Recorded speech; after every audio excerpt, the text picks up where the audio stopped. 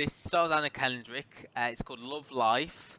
It's on BBC One on Wednesday nights after the news, or it is all on BBC iPlayer now. It stars Anna Kendrick as Darby Carter, who we first meet when she graduates from college. It's, as the title would suggest, about her love life. So each episode is primarily about a different relationship. This first one was about a guy called Augie, I think, Augie. Can't Um, remember. Right? and Yeah. she meets him. They have like a one night stand, and then she worries that she's not going to see him again. And gradually, they find out they have a lot in common. And she takes him to her boss's wedding, but then he gets a job working as a reporter on like the Obama campaign, and Yeah. has to leave town and go to DC, which oddly was the end of the Gilmore Girls as well. I believe that's what Rory Gilmore did at the end of the Gilmore Oh, Girls, was really? go Oh, on gosh.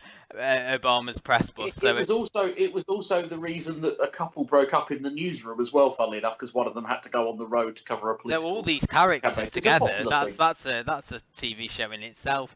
And then the second episode, which we've both seen as well, which has aired, was set about a year later and was her hooking up with her old boss, who had been divorced, shortly after his wedding. That's the And wedding that she went to in the first episode. yeah, the wedding she went to in the first episode. It's basically how each of these relationships ends. The interesting part of this for me is the narration from Leslie Manville.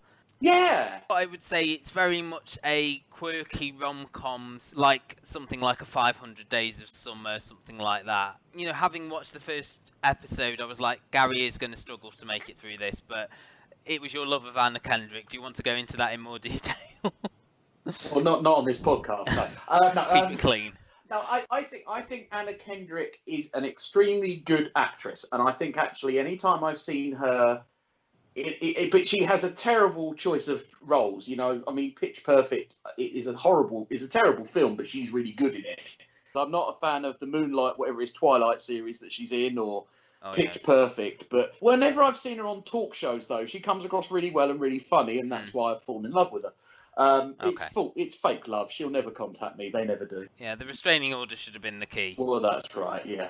What is interesting about this show is that this is supposed to be, well, from little reading I've done, is like a reimagining of the rom-com. And it's not. It's got every romantic comedy trope that you could wish for. There's the flashback to her childhood. There's the awkward teenage years. There's the first university love. There's the falling in love with your boss. Now, I don't know how... It's 10 episodes, and I don't know how many more I'm going to watch, I'll be perfectly honest.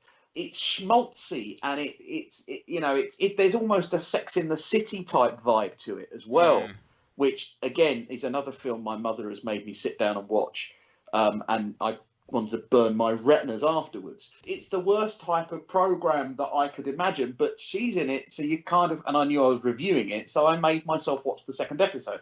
And I have to say I found the second episode better than the first. Okay. I found like I knew a little bit more about the characters because they were sort of developed. And I liked some of the awkwardness around the fact that his father died and I think she's at least 10 years younger than him. And she got... I think... Yeah, I don't know. I couldn't quite age her because she's meant to be... I mean... she's meant to be, I think, about 24, 25, and he's just turned 40 in that episode. I suppose the thing is that she's playing this character Darby from just graduating from college over, I think it's about a 15-year period, and I think they needed to pick someone like Anna Kendrick who hasn't aged in 15 years. Yeah, I mean, that's the thing. When you watch her in the first one, you're like, well, that's Anna Kendrick. She's not 20. I mean, some of the dialogue is terrible, but she's good in it. Anna Kendrick works best in roles where she plays characters who've got a little bit of an edge to them. As you said, like Pitch Perfect, she is very sweet in it. She hasn't got an agenda. Similar to the character here, I think she's better in, as I say, Up in the Air, where she was Oscar nominated for that. Inoffensive but forgettable, I would say, really. Yeah. For me, this nothing to write home about. And again, I think the problem is that you can't get invested in any of these relationships because you know they're going to end by the Well, end I of mean, the the episode. whole show is prefaced by the fact one of those like statistics again, another trope where you will have 10 relationships in your life and 2 of them you will Mm. be in love with. So you know that you're right. Each episode is going to be a different partner or maybe a revisit. I don't know. I'm not going to watch anymore. Yeah, And they all, I yeah. can't really recommend this. Ironically enough, I could easily see this being a prominent show on BBC Three when they, because it has got that Mm. sort of BBC Three vibe to it. It Yeah, is they are showing it on BBC One oddly, and well that interestingly, it's been renewed for a second season. So I wonder if it's going to be a different actor or actress because having read like the plot synopses, she finds true love in the final episode. So whether it's going to be a yeah. different, you couldn't imagine Maybe it being. someone that maybe one of the other characters will get a Mm, plot line. I don't know, but no. because she had friends that she lived with, and obviously there were boyfriends, the husbands and ex-wives and things. So there are other characters in the show, Mm, but it's tough to know only watching 2 episodes how much they come back. mm. And I'm not I, going to. yeah, As I and said before, I'm not going to be watching any more to find out. no. And I mean, I would say this is, if you're wanting something light, something to have on in the background, then this more than fits the bill. There's nothing wrong with this, but it's not got anything sort of going on below the surface really. It's very sweet natured, very earnest. And for something that purports to be a romantic comedy, I have to say I didn't laugh once. Didn't find it funny. Oh yeah, You? there's no. The only real could say there's a bit of dark humour in the second episode around the father's Yeah. death, but yeah, there's not Awkward. much. There's no laugh out loud moments as far as I was No, concerned. no, no. Well, if you do want to watch that, based on our glowing recommendation, then it's all on iPlayer now or on Wednesday nights I, in double bills. I suppose as well the one thing we should say, and I know we've said this before on the podcast, none of us are women, funnily enough. And it could be that this appeals Mm. more to females, a certain type of female. I'm not going to generalise too much. It No. could be that this is Or, something or a that. certain type of male.